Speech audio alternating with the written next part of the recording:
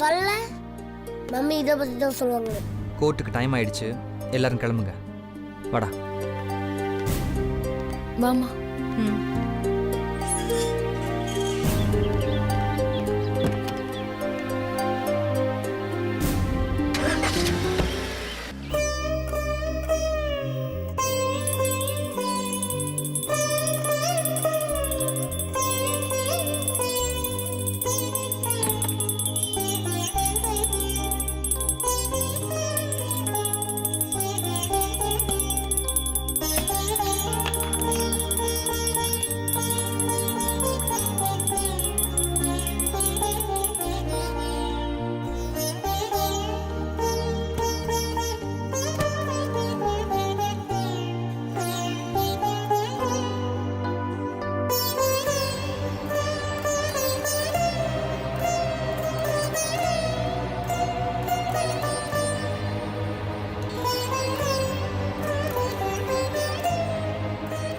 என்ன அவ மட்டும் தான் சாமி கும்பிடுவாளா? நானும் சாமி கும்பிடுவேன். கடவுளே, இது பொய்யான வழக்குன்னு தெரிஞ்சும் நான் துணிஞ்சுதான் போட்டிருக்கேன். ஆனா இந்த கேஸ்ல நான் கண்டிப்பா ஜெயிச்சாகணும். அஞ்சலி இப்போதைக்கு செல்வி கூட போனா பாதிக்கப்பட போறது பிரியா தான். நான் எப்பவுமே சத்தியத்துக்கு கட்டுப்பட்டு தான் நடப்பேன். அதுக்கு எதிராக நடக்கவே மாட்டேன். கடவுளே, எங்கிருந்தோ வந்தவ என் குடும்பத்துக்கு இவ்வளவு பெரிய விஷயம் செய்யறா. இன்னைக்கு கோர்ட்ல சொல்ற தீர்ப்புல எந்த பிரச்சனையுமே வந்துடக்கூடாது கடவுளே. அதனாலதான் தீபா உன்கிட்ட வேண்டிட்டு இருக்கா. அவ வேண்டுதலை நல்லபடியா நிறைவேற்றி கூட, என் குடும்பத்துக்கு நிம்மதியை கூட. என் மருமக நல்லபடியா குணமாயிட்டாலே தீபாவும் அஞ்சலியும் அவங்க வீட்டுக்கு போயிடுவாங்க. என் பிரியா இப்படி கஷ்டப்படுறத என்னால பார்க்க முடியல. இதுக்கு மேலே எங்களை சோதிக்காத. அம்மா இப்பவும் சந்தோஷமா இருப்பாங்க. அவங்க இப்படி வருத்தப்பட்டு நான் பார்த்ததே இல்லை. அவங்களுக்கு எப்படியாவது சந்தோஷத்தை கொடுக்கடவுளே. என்னை வச்சு நிறைய பிரச்சனை போயிட்டு இருக்கு. அந்த பிரச்சனையெல்லாம் நீங்க தான் தீர்க்கணும் கடவுளே. என்னோட உண்மையான அம்மா யாருன்னு நீங்க தான் கண்டுபிடிக்கணும் கடவுளே. கடவுளே, நான் பெரும்பாலும் உன்னை கும்பிடுறது கிடையாது. ஆனா இங்க நடக்கிறதெல்லாம் பார்த்தா உன்னை கும்பிடணும்னு தோணுது. என் மனைவிக்காக தீபா வென்றது பெரிய விஷயம். அதுவும் இல்லாம என்னோட அஞ்சலியும் சில விஷயங்களை தியாகம் பண்ணியிருக்கா. எங்க துன்பம் எல்லாம் நீங்கணும். எப்படியாவது என் மனைவியை குணப்படுத்திடுங்க. அது ஒண்ணுதான் என் குடும்ப பிரச்சனைக்கு தீர்வு அமையும். சாமி, என் குடும்பத்தை நல்லபடியா காப்பாத்து. இப்ப அடுப்புல வச்சிருக்கிற பொங்கல் தீஞ்சிடக்கூடாது. ஆபீஸ் போற கௌதமோட காரு ரிப்பேர் ஆயிடக்கூடாது. ஸ்கூலுக்கு போற காவியாவோட நோட் புக் கிழிஞ்சிடக்கூடாது. என் மாமியார் தலையில இருக்கிற பேனெல்லாம் அப்படியே குறைஞ்சிடணும். இப்ப நான் செய்ய போறது தர்மத்துக்கும் நியாயத்துக்கும் எதிரானதுதான். ஆனா என் தரப்புல ஒரு நியாயம் இருக்கு. மனநிலை பாதிக்கப்பட்ட பிரியாவுக்கு உதவி செய்யணுன்ற ஒரே நல்ல எண்ணத்துலதான் நான் இதை செய்யறேன். இதுல வேற எந்த உள்நோக்கமும் இல்லை. இது உனக்கே தெரியும். என்னதான் இருந்தாலும் வெளியில இருந்து வந்தவ ஓரளவுக்கு தான் உதவி பண்ண முடியும். அவ இது வரைக்கும் எங்களுக்கு நிறைய உதவி பண்ணிட்டா. இனியும் அவளுக்கு மேலும் மேலும் சோதனை கொடுக்காத. பாவம், அவளும் மனுஷிதானே. அவ எப்படி தாங்குவா? தயவு செஞ்சு அவ மேல கருணை காட்டு கடவுளே, கருணை காட்டு. உடம்பு சரியில்லாத பிரியா மம்மியையும் நீங்க தான் குணப்படுத்தணும். கோர்ட்டு கேஸ்னு அலைஞ்சு கஷ்டப்படுற தீபா அம்மாவையும் நீங்க தான் காப்பாத்தணும் கடவுளே. என்னோட அஞ்சம்மாவுக்கும் எந்த பிரச்சனையும் வந்துடக்கூடாது. என்னோட 3 அம்மாவும் இப்ப பிரச்சனையில இருக்காங்க. அவங்க எல்லாரையும் நீங்க தான் காப்பாத்தணும். தீபா தேவையில்லாம இந்த வழக்கெல்லாம் சந்திக்க வேண்டிய அவசியமே கிடையாது. இந்த வழக்குல ஜெயிக்கணும்னு தான் தீபா போராடுறாங்க. அது எனக்கு நல்லாவே புரியுது. ஏன்னா பணம் இருக்கிறவங்க எப்படியாவது நீதியை விலைக்கு வாங்கிடுவாங்க. அதனால தான் தீபா பயப்படுறாங்க. தீபாவுக்கு மனசு தைரியத்தை நீ தான் கொடுக்கணும். நீ கடவுள்ன்றதுனால நான் உன்கிட்ட போய் சொல்லி உண்மையை மறைக்க வேண்டிய அவசியம் இல்லை. கஷ்டப்படுறவங்களுக்கு கடவுள் மனுஷ ரூபத்துல வந்து உதவி செய்வார்னு கேள்விப்பட்டிருக்கேன். நீ ஏன் மூலமா இந்த குடும்பத்துக்கு உதவி செய் கடவுளே. தீபா சீக்கிரமா போய் அவ குடும்பத்தோட சேர்ந்துடணும். பாவம், அவ அக்கா எங்கேயோ போனவ இன்னும் திரும்பி வரவே இல்ல. அதனால அக்காவும் தங்கச்சியும் ஒன்னா சேரணும். அப்புறம் எனக்கு பெருசா எந்த பிரச்சனையும் இல்ல. நான் நல்லா தான் இருக்கேன். எனக்கு தேவையான எல்லாமே இந்த வீட்ல கிடைக்குது. அதனால எனக்கு எந்த குறையுமே இல்ல. உனக்கு ஏதாவது குறை இருந்துச்சுன்னா அதை நீயே தீர்த்துக்கோ. செல்வி குடும்பம் இருக்கப்பட்டவங்க. அவங்க கூட இன்னைக்கு சேர வேண்டிய அஞ்சலி இன்னும் கொஞ்ச நாள் கழிச்சு சேரட்டும். அதனால செல்வி குடும்பத்துல பெரிய மாற்றம் எதுவும் வர போறதில்ல. அதனால தயவு செஞ்சு நீதான் எனக்கு அருள் புரியணும் கடவுளே. உன்னதான் நான் நம்பி இருக்கேன்.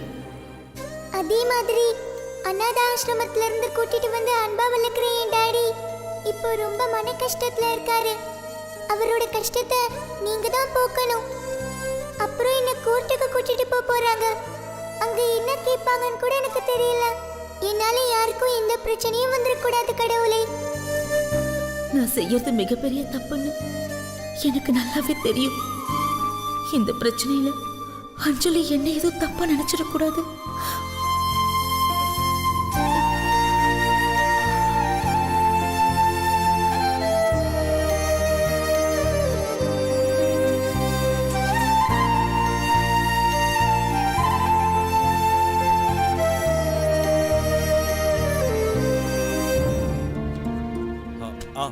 தீபா, டைம் ஆயிடுச்சு, கிளம்பலாமா?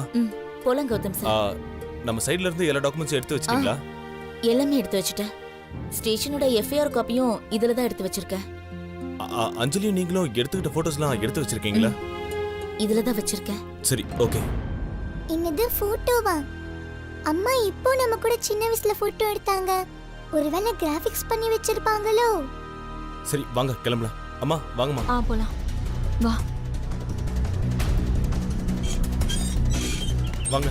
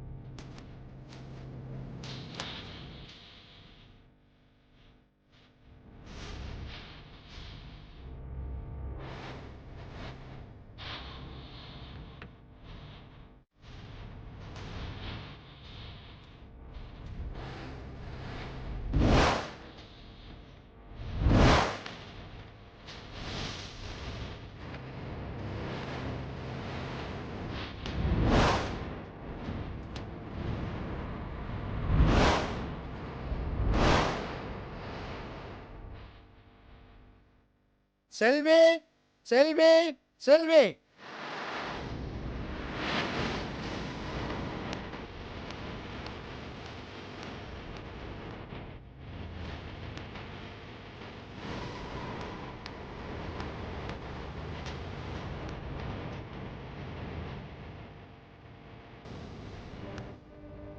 நான் சொல்வதெல்லாம் உண்மை. நான் சொல்வதெல்லாம் உண்மை. உண்மையை தவிர வேற ஒன்றுமில்லை. உண்மையை தவிர வேறொன்றுமில்லை.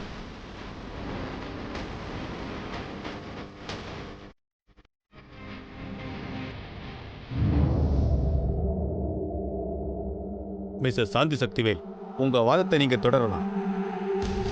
Thank you my Lord.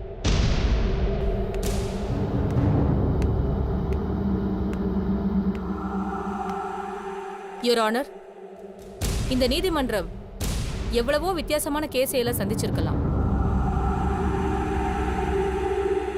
ஆனா இது ரொம்ப வித்தியாசமான வழக்கு யுவர் ஆனர். எந்த காரணத்தை வச்சு இத வித்தியாசமான வழக்குன்னு சொல்றீங்க? ஒரு குழந்தைக்கு 2 அம்மா சொந்தம் கொண்டாடுறத நம்ம பார்த்திருக்கோம், கேள்விப்பட்டிருக்கோம். ஆனா இந்த வழக்குல ஒரு குழந்தைக்கு 3 அம்மா சொந்தம் கொண்டாடுறாங்க.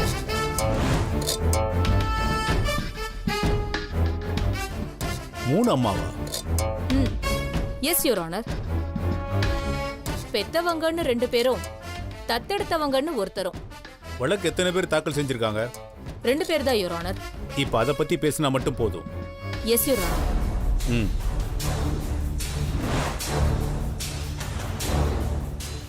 உங்க பேர் என்னம்மா? செல்வி. முழு பேர் என்ன? செல்வி சந்தோஷ்குமார். ஓகே. மிஸ்ஸஸ் செல்வி, அஞ்சலி உங்களோட குழந்தைன்னு சொல்றீங்க. அதை நிரூபிக்க உங்ககிட்ட என்ன ஆதாரம் இருக்கு?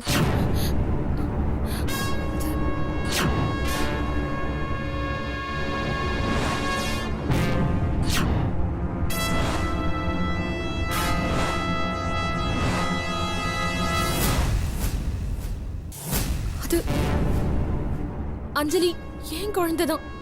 அவளை 10 மாசம் சுமந்து பெத்தவ நான் தான்.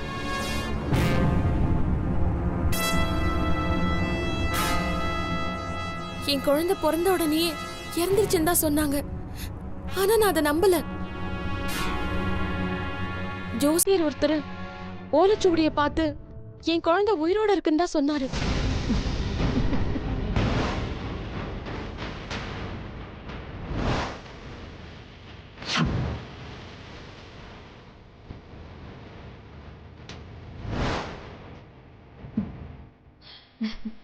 Note this point, Your Honor.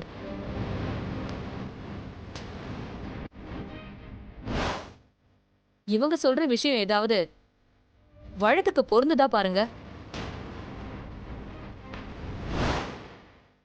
ஆதாரத்தை கேட்டா இந்த அம்மா ஏதேதோ சம்பவத்தை சொல்றாங்க.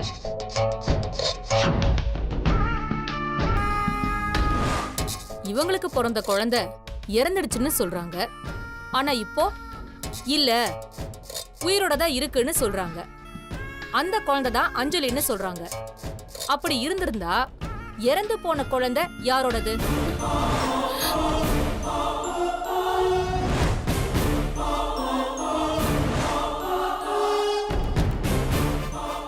அந்த இறந்த குழந்தையோட டெத் சர்டிபிகேட்லாம் வச்சிருக்கீங்களா?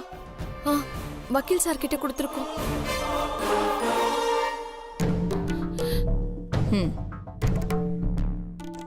இவங்க இறந்த குழந்தைய அடக்கம் பண்ணிருக்காங்க. இப்போ திடீர்னு இத்தனை வருஷம் கழிச்சு அஞ்சலி இவங்க குழந்தைன்னு சொல்றாங்க. Objection your honour. நாம இப்ப பேசிக்கிட்டு இருக்கிறது அஞ்சலி பத்தி மட்டும்தான். இவங்க தேவையில்லாம இறந்த குழந்தைய பத்தி பேசி கேஸ் திசை திருப்ப பாக்குறாங்க. இவங்க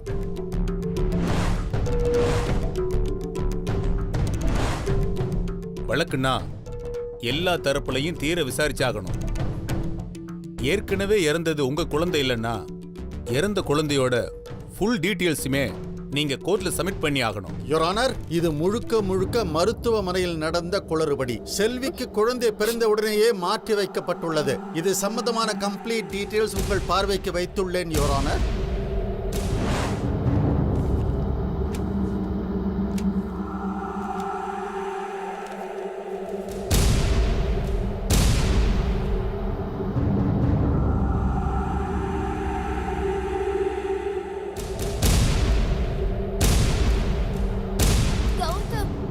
இரு.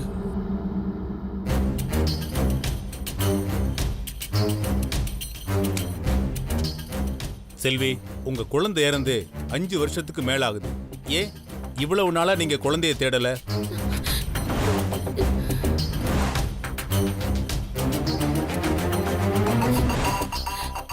செல்வி, பதில் சொல்லுங்க. அது வந்து 5 வருஷமா நான் என் குடும்பத்தை விட்டு பிரிஞ்சிருந்தேன். ஏன் பிரிஞ்சிருந்தீங்க?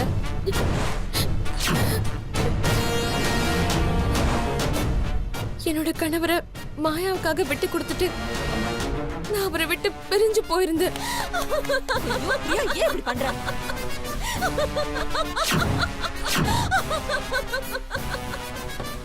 Order, order, order. கொஞ்ச நேரம் அமைதியா இருக்க மாட்டியா? இரு. பிரியா, கொஞ்சம் அமைதியா இரு. யுவர் ஆனர், இவங்க நல்ல மனநிலையோட தான் பேசுறாங்களான்னு எனக்கு தெரியல. தயவு செஞ்சு இவங்கள மருத்துவ பரிசோதனைக்கு அனுப்புமாறு தாழ்மையுடன் கேட்டுக்கொள்கிறேன்.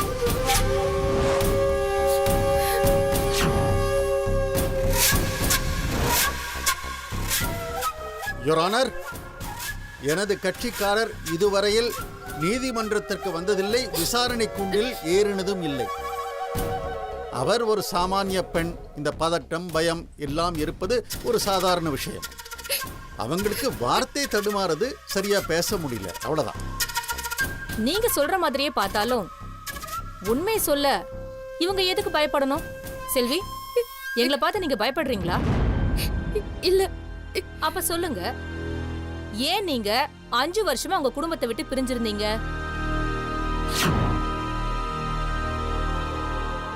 நீங்க பிரிஞ்சிருக்கும் போது உங்களுக்கு உங்க குழந்தை ஞாபகமே வரலையா? இப்ப திரும்பவும் உங்க கணவரோட சேர்ந்து வாழும்போது இப்ப உங்களுக்கு குழந்தை ஞாபகம் வந்திருக்கு. அது ஏன்னு நான் தெரிஞ்சுக்கலாமா? இல்ல, எனக்கு என் குழந்தை உயிரோட இருக்குன்னு இப்பதான் தெரிஞ்சது. Note this point your honour.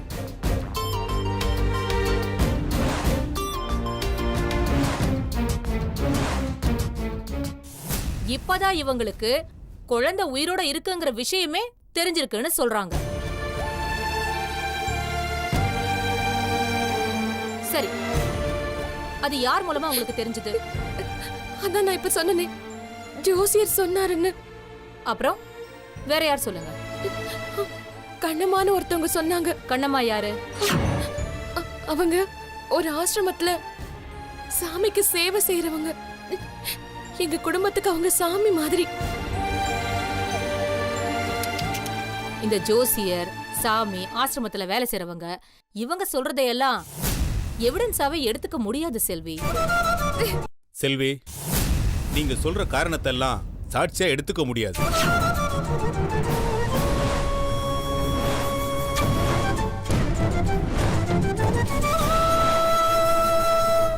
Your honour, இந்த கோர்ட்ல ஒரு முக்கியமான விஷயத்தை முன் வைக்கணும்னு பார்க்குறேன். ஒரு நிமிஷம். கோர்ட்ல எப்பவுமே தெளிவான விஷயத்தை சொல்லணும். உங்க கட்சிக்காரர் சில அடிப்படையான கேள்விக்கே பதில் சொல்ல முடியாம திணறாங்க. அதுவும் இல்லாம அஞ்சலி தான் அவங்க குழந்தைன்னு நிரூபிக்க அவங்க கிட்ட தகுந்த ஆதாரமும் இல்லை. சார், எனக்கு வேண்டாத யாரோ தான் என் குழந்தைய மாத்தி வச்சு சதி வேலை பண்ணிருக்காங்க. அஞ்சலி தான் சரி என் குழந்தை. தயவு செஞ்சு அதை நம்புங்க. கோர்ட்ல ஆதாரங்கள் மட்டும்தான் பேசும். இப்படி அழுது புலம்புனா யாருமே நம்ப மாட்டாங்க செல்வி. இல்ல, நான் சொல்றது எல்லாமே உண்மை. உங்களுக்கு சந்தேகமா இருந்தா என் புருஷனை வேணா கேட்டு பாருங்க, என் அம்மாவை கேட்டு பாருங்க, இல்ல அஞ்சலியை கூட நீங்க கேட்டு பாருங்க. யுவர் ஆனர், இவங்க சொன்னதையே திரும்ப திரும்ப சொல்லிட்டு இருக்காங்க. இதுக்கு மேல நான் எதுவும் பேசுறதுக்கு இல்ல. That's all your honour. உங்ககிட்ட வேற ஏதாவது ஸ்ட்ராங்கான எவிடன்ஸ் இருந்தா மறுபடியும் இந்த கோர்ட்ல நீங்க அப்பீல் பண்ணலாம். அதுவரை அஞ்சலி தீபாவின் குழந்தையாக அறிவித்து இந்த வழக்கை தள்ளுபடி செய்கிறேன். இல்ல, அஞ்சலி ஏன் குழந்தைதான், அஞ்சலி ஏன் குழந்தைதான், அஞ்சலி ஏன் குழந்தைதான். நம்புங்க, அஞ்சலி ஏன் குழந்தைதான். அஞ்சலி.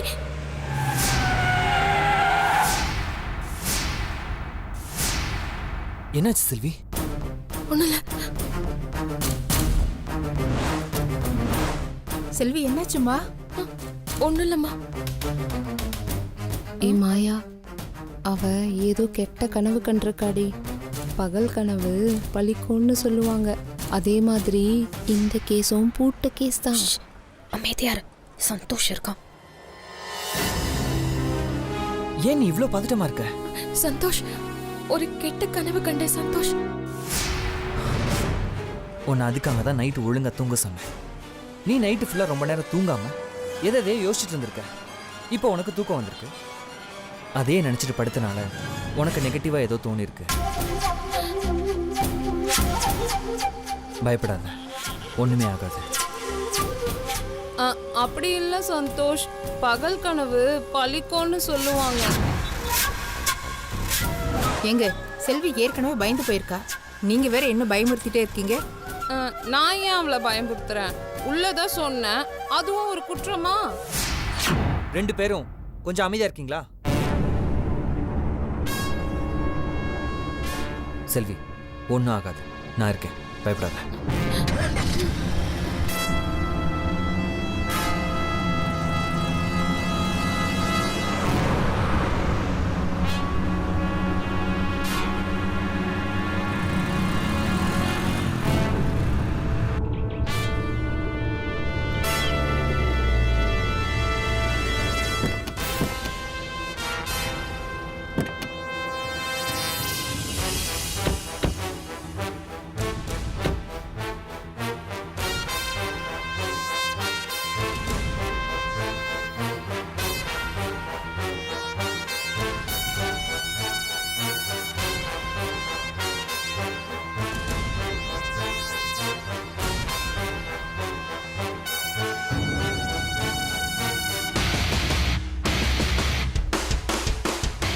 சார் உள்ள போலாமா?